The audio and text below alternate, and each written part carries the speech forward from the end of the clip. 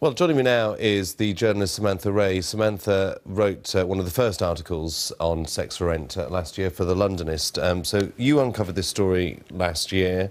What did you find in your experience as a journalist in your investigation? Were you quite shocked? I was shocked, yeah. The funny thing was, I mean, there were so many ads. I probably contacted about 30 different landlords and I spoke to 4 of them. Undercover? No, actually. I told them that I was a journalist. Really? I did. And And what was their reaction? well, a few of them agreed to speak to me. And I find this, people actually like talking about things that they don't often get the chance to talk about. So they were actually quite willing and happy to talk to me, yeah. Do you think that's because they didn't think they were doing anything wrong? Definitely, that was definitely part of it. Yeah, they all thought that they were the good guy who was actually offering somebody, some poor girl who might otherwise be exploited. That's how they saw themselves, as the good guy. Although I think really and truly, one of them at least knew he was doing something wrong because he had a teenage daughter. And when I said to him, well, how would you feel if your daughter got into an arrangement like this? He clearly didn't like it. So he knew really that he wasn't.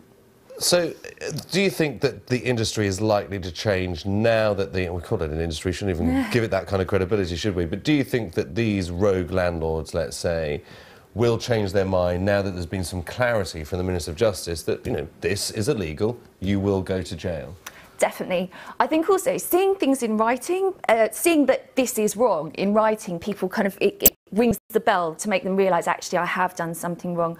And I mean, I found that when I wrote the piece, one of the landlords got in touch with me afterwards and sent me several very angry emails saying I'd made him look bad, but I hadn't made him look bad, I'd just quoted him. And I think it was seeing it in writing and realising that other people were going to read it. But I think also with the change in law, it's going to make it harder to place these adverts. Certainly, you won't be able to place them so explicitly as in, you know, sex for rent. It can't be as obvious anyway. There's going to be a clampdown. Yeah, it's going to be interesting to see how websites like Gumtree, for example, and other publications Craigslist. Are going to, Craigslist are going to treat this, even with clever wording. They're going to have to be really careful, aren't they? Yeah. Do you think, though, that what you uncovered last year and what the BBC team uncovered as well was perhaps a naivety on both sides, not in all cases, but in some cases, that actually led to victims, led to people being exploited and emotionally and physically damaged? I think it definitely led to exploitation, for sure. I mean, the guys were definitely targeting women, or very young women, on a low income.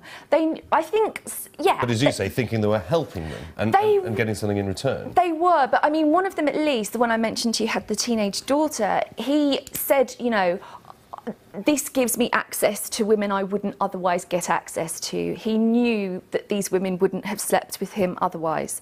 So, yeah, it was exploitation, for sure. Well, thank goodness it's now criminal. Samantha, many thanks for coming in and talking to us. My pleasure.